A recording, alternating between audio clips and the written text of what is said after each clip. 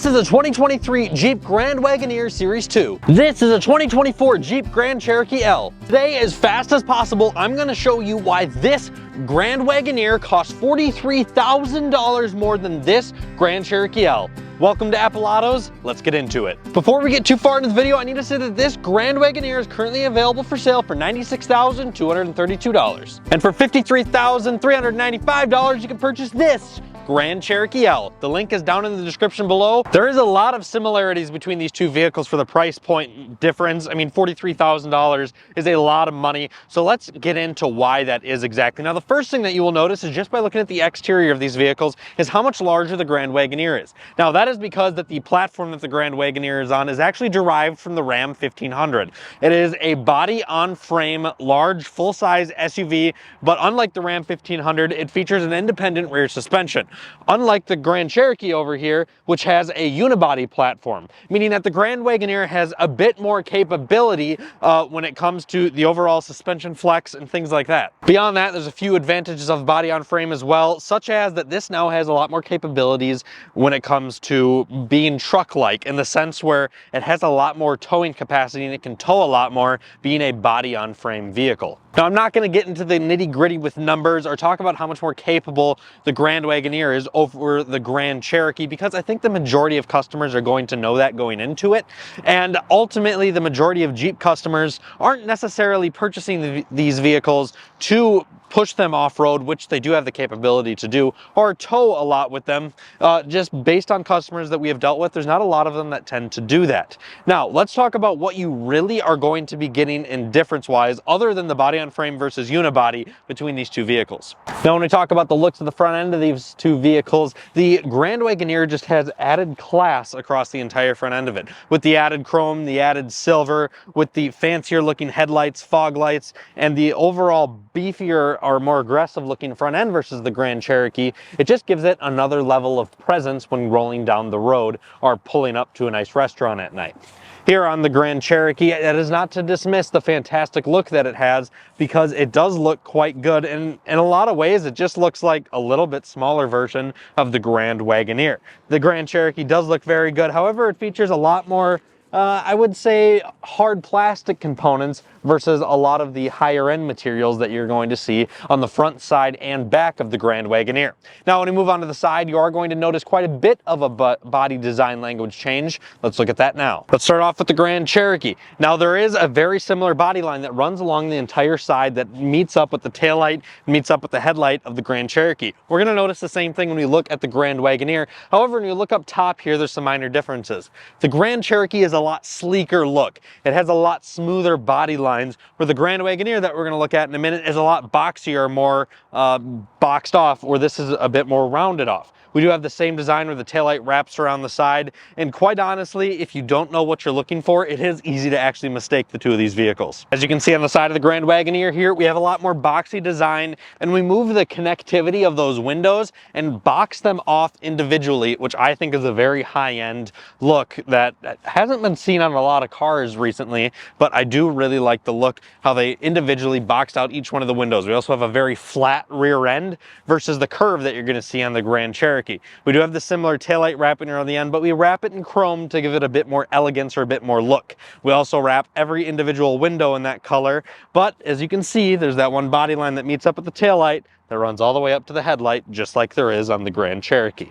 Now, moving around back of the Grand Wagoneer, we do have that very boxed off flat rear look, and I absolutely love the rear end of the Grand Wagoneer. The way that these taillights look, they're like black chrome on the inside of these housings, the way the chrome wraps around this entire thing, this cool design that they have behind the license plate here, and we also have a hidden hitch in the rear bumper. Now, to open up the back end of the Grand Wagoneer, we simply tap this button here, and you're going to notice that we have substantially more trunk space in the rear end of the Grand Wagoneer than we have in the Grand Cherokee. Let's go take a look. Now, coming around back of the Grand Cherokee here, you can see it's a bit more rounded off. It does still have a really good design to it. It's just not nearly as boxy. We don't have as much design language going on like we get on the Grand Wagoneer, but it is still very good looking. It's a very attractive SUV. Now, getting into the trunk, same deal as getting in over there on the left side of the rear view camera. We have lock. On the right side, we have the power lift gate. Now, as you can see, there is quite a bit less storage in the back of the Grand Cherokee because it is a bit smaller than on the Grand Wagoneer. Of course, since this is the Grand Cherokee L, we do have a third row. Both of these are the 2 3-row options that Jeep offers that is currently on the market. Now that we have gone over a brief view on the exterior, let's go ahead and hop on the inside, and that's where the real difference is in that massive price gap. Let's start off with the Grand Cherokee here and show you what I'm talking about. Sitting inside of the Grand Cherokee L, this is a really nice spot to be. The way that they design the interior in the updated Grand Cherokee is amazing. The overall tech and everything is actually very similar to what you're going to find in the Grand Wagoneer. It uses the same tech system with this kind of granite background. Kind of interested why they did that. If anybody knows why the engineers chose granite, please let me know down in the comments below, because I'm kind of curious about that. But the way that the wood kind of wraps up behind the screen, and the way that they laid out the wood on the interior here, the comfort in the seats is phenomenal. It's a really comfortable spot to be. You could easily do a very long road trip in here. The wheel feels great in the hand. I do really like it in here. Of course, we do have a heated seats and a heated wheel. Very, very nice spot to be. And the one thing that I don't like about the Grand Cherokee's interior, I don't like this about the Grand Wagoneers either, that is the very, very large amount of use of piano black. Not to mention that where they use that piano black is where all of the touch components on the interior are. This entire dash center here is all piano black. So I very highly suggest, if you're looking to purchase one of these, or if you're in the market, I like to keep a microfiber towel sitting around the interior. That way I can just nicely wipe it off. But just beware that you are going to see some micro scratches quite quickly into ownership, and constant fingerprints and a lot of reflections as well. Other than that, the overall interior in here is very, very comfortable. I do like it a lot up front here. Materials are solid, but we do still have like hard plastic up here on the dash, which is kind of like almost rubberized, I'd say. Maybe it's not hard plastic, but it almost does feel like rubber. But there is still a few cheaper or lower end materials. You have this nice Alpine sound system, which looks okay. It looks decent, the speaker grills. But let's see what the second row of the Grand Cherokee is all about super quick. Hopping in the second row of the Grand Cherokee L, I do apologize about lighting, trying my best, but unfortunately I just can't control the sun. We do have some manual controls for tilt, manual controls for forward and slide back. Now, where I was comfortable in the passenger seat up there, I have plenty of leg room. Overall, the second row seat is quite a bit stiffer than the first row. Definitely lose a little bit of quality. We can pull down this little armrest here. That way I have an armrest, which is a little bit awkward, but it's still comfortable. Could easily do a long road trip. We do have climate control that is controllable here in the second row, as well as heated seats for both of these passengers and outlets, some USB Type-Cs, cup holders, everything that you could possibly need. But yeah, it's a comfortable spot to be. There's nothing too really special about it, I'd like to say.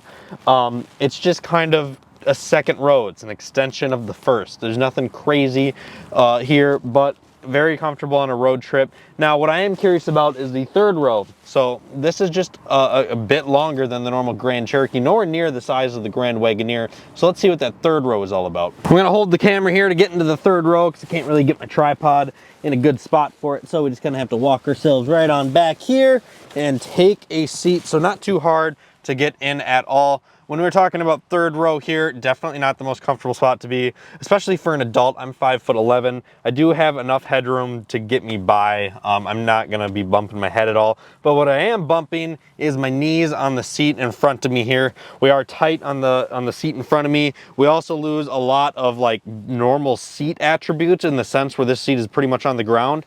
As you can see, the gap between the bottom of my knee and the seat is very, very dramatic. So pretty uncomfortable sitting like this, and we do have a somewhat hard seat as well. However, we can keep charged up with a USB and a USB Type-C back here. I could not do a super long period of time back here, but it's totally fine for airport runs and stuff. However, because of the overall storage space in the back, I'm not sure that there's enough room back there to fit enough suitcases to have this thing packed full of adults for an airport run.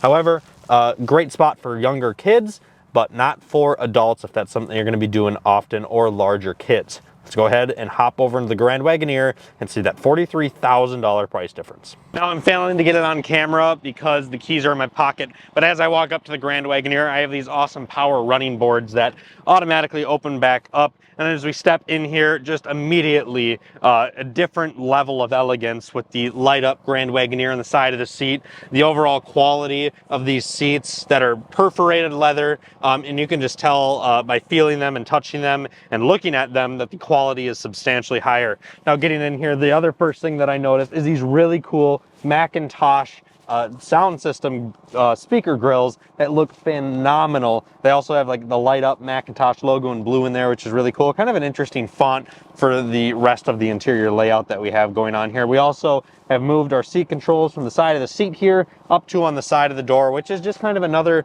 layer of elegance, I feel like. That is something that you get in more high-end cars. We also now get like a flat bottom, not really oval, but kind of a different shaped steering wheel, but it does have a flat bottom. Super comfortable to just kind of rest your hands here and just hang out.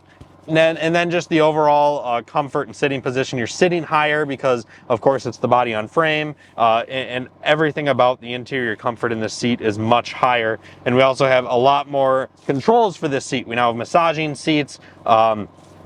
We have way more seat controls. We actually have a secondary screen that is specifically for seats. And now the Grand Wagoneer versus the Grand Cherokee, this thing is the king of screens if you guys have never watched any videos on one. We have our digital dashboard, we have our main center console screen, the seat control screen, the passenger screen, then the rear seat screen. And then this one is not optioned with it, but you can also get screens on the back of both driver and passenger seats for like infotainment or entertainment for the passengers right behind you, which is incredible, the amount of screens that you can get inside of these things. Not only that, but we have way more tech. However, it runs on the same system here. More tech in the sense where we just have more features, more options that are added to the Grand Wagoneer. We're not going to go over all of them. If you guys are curious, please give us a call and we'd be happy to walk you through all of them on the phone. I just don't have enough time to walk you through all that in the video today. But you get way more tech, you get way more comfort, you get way more premium materials. We get a nice leather wrapped dash. We have a heads up display, this really, really cool material across the whole dashboard. Leather is everywhere. Amazing screens, but once again, something I'm not a massive fan of is piano black that we have all over the place on all of the touch points on the interior of the Grand Wagoneer here. As we move into the second row, once again, I apologize about lighting, trying my best, but can't change the sun. Now, what is crazy about the second row in the Grand Wagoneer here is the quality of the seats is the same as the front row. It is incredibly comfortable. The seats that I have back here. Once again, we still do have manual controls, but we have like a manual recline, which is super comfortable. You can totally just lounge out back here. Once again, same thing with charging. We don't have cup holders down on the floor, but we now have them right next to us because we have a center console for the second row, which is really cool. And then we have that screen where we can control climate and do all types of different things on heated and cooled second row seats, which is incredibly cool.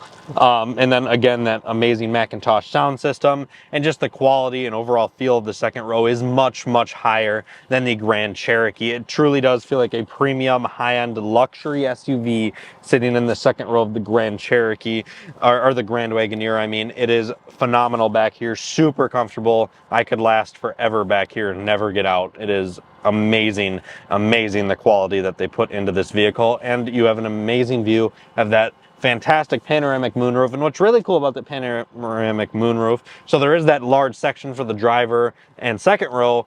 However, there's even a third section, so you have a smaller just normal sunroof for the third row passengers, which is amazing. Now let's go ahead and hop back into the third row. Now, something that's kind of slick and super easy, if you just simply tap this button on the top of the seat, the entire seat just slides right on forward, makes it very easy to get in and out. Tons of room. Let's show you what it's like.